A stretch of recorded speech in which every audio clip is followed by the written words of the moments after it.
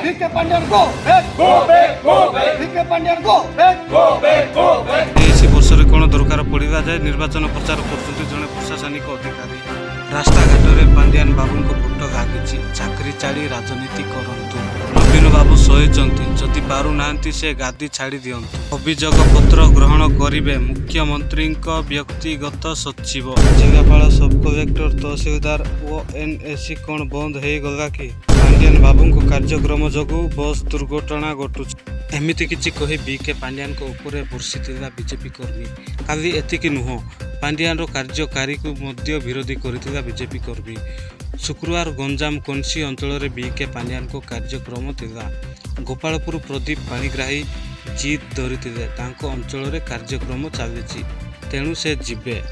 ଯିବା ବାଟରେ କ'ଣ ଘଟିଲା ତାହା ଓଡ଼ିଶାବାସୀ ଦେଖିଲେ। ପୁଣି ଥରେ ଆସିକା ଗସ୍ତକୁ ବିରୋଧ କରିବା ସହ ପାଣ୍ଡିଆନ ଗୋ ବ୍ୟାକ୍ ନାରା ଦେଇଥିଲେ। 23 ବର୍ଷ ଶାସନ ଭିତରେ କ'ଣ ଦରକାର ପଡ଼ିଲା ଯେ ଜଣେ ପ୍ରଶାସନିକ ଅଧିକାରୀ ଭୁବି ଭୁବି ନିର୍ବାଚନ କରୁଛନ୍ତି, ଯାହାକୁ ନେଇ ବିଜେପି କର୍ମୀ ପ୍ରଶ୍ନ କରୁଛନ୍ତି।